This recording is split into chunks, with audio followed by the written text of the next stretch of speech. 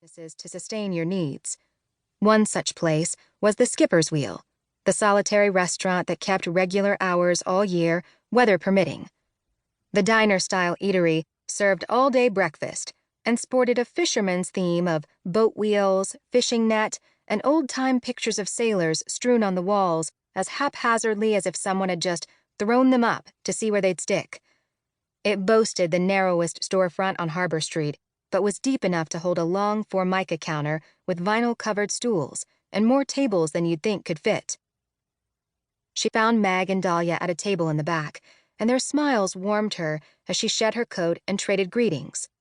A waitress named Jolene approached to say, "Know what you want?" The locals usually did. "Blueberry waffles and coffee," she answered, suspecting her friends had already ordered. "Feels like it's been forever," Meg said, standing to greet her. "Your hair even seems longer." She finished on a soft laugh, reaching to twirl a finger through a lock of Suzanne's dark, naturally curly hair.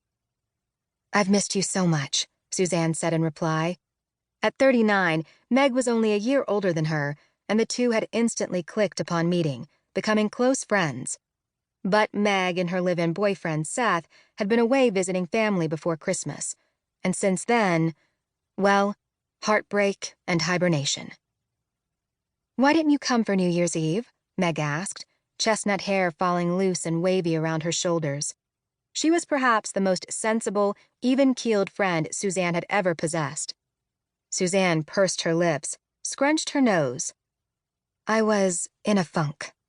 She'd hated not responding to Meg's invitation to her Victorian home turned inn, but heartbreak. It could really drive a girl to lethargy and ice cream.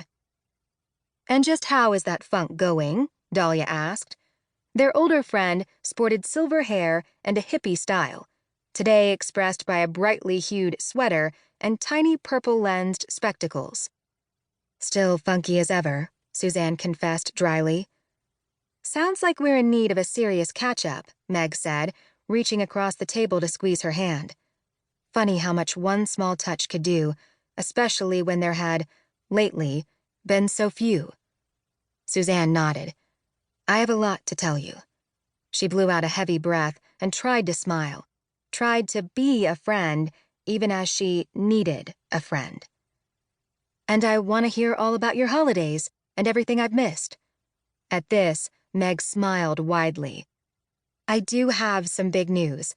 Unless, have you heard? But probably not, or you'd have called me for the details." Her smile faded into a scrunched nose. "Or is it insensitive to shove happy news down your throat when you're sad about something?"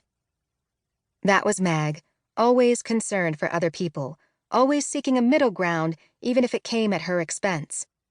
But Suzanne was glad someone had something to be happy about. "No, I'd love to hear your news. Maybe it will distract me from my own garbage. Let her rip." "Okay, here goes," Meg said. "Lila and Beck got engaged!" Suzanne's heart dropped like a stone, and she could barely breathe.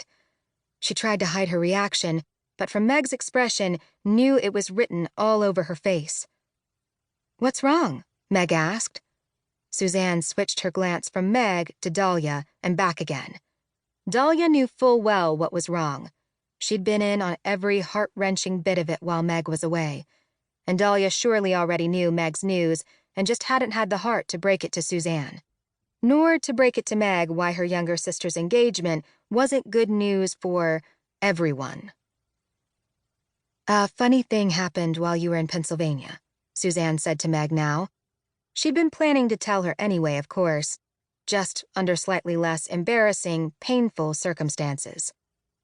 "What?" Meg asked, her voice barely a whisper beneath glaring overhead lights. Suzanne swallowed around the lump in her throat. Last summer, when Beck Granger had been pursuing her, she couldn't have dreamed it would turn out like this. "I decided I liked him." The words came out more softly than intended, but she barreled onward. "More than liked him. I decided I was completely and totally smitten, and that I should make a play for him.